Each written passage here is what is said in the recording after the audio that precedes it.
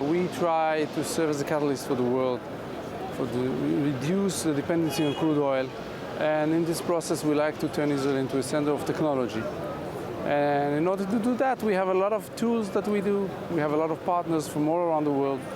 And this is our day, you know, where we bring everyone together. And we are trying to learn, we're trying to meet, and hopefully to expedite the whole process of getting away from oil, from fuel.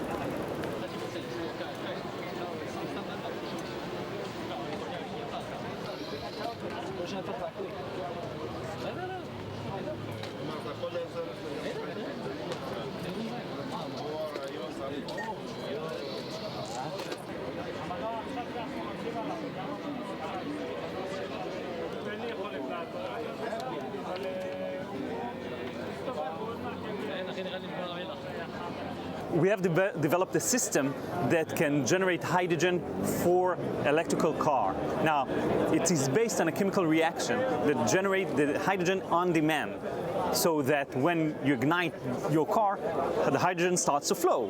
When it flows, you have electricity, it charges the battery, and then you move on. But the uniqueness of this system is that the hydrogen is stored very densely. Unlike hydrogen gas tank that takes a high pressure and a low density of energy, here we're talking about something close to 8% of the weight versus 2 or 3% in other options.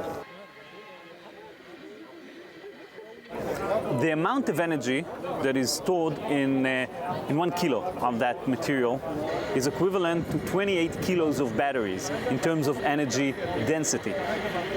So that instead of carrying huge weight of batteries, you can take a little bit of salt, take some water, react, and have the same amount of energy.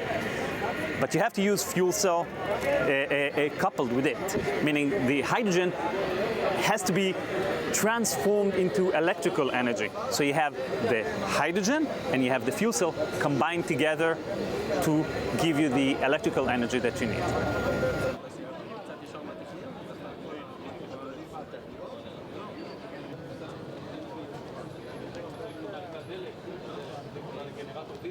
Aviation believes that the flying car is here. It's a plane, and it's a plane that could take enough people far enough, but also cheap enough and fast enough to make a difference to transportation in general.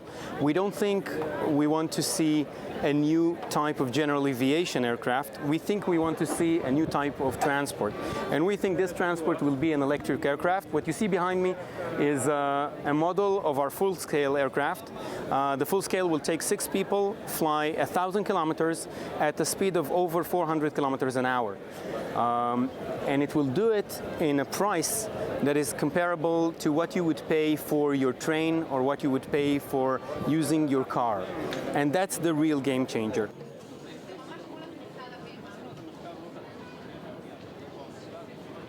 Today, we would have to, let's say we're both pilots, we would have to fly together and then one pilot return the plane alone. We believe that the first step, the baby step needed to the regulation of autonomous flight is to allow empty planes to fly like drones. So we're building this from day one as a drone. It could fly itself, no problem. You fly it, when you're inside, you fly it. Be a pilot, regulation will not let it happen otherwise. But when it's empty, let's certify this as a drone and let you do what's called the deadhead. Don't let your $1 million product just stand idly by for a week. When you're on your vacation, let it go back and do some work. That's the concept.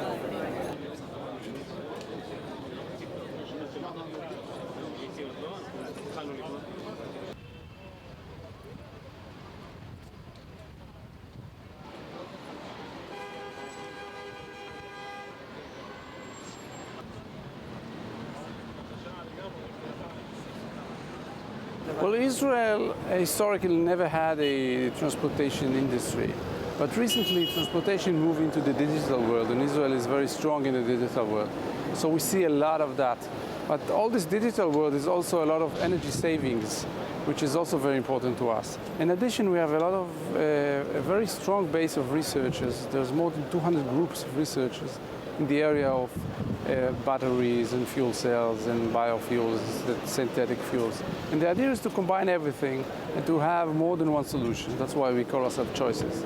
So eventually everyone will have, they can have a choice, whether he wants to use an EV or he wants to use natural gas or any other way of solution.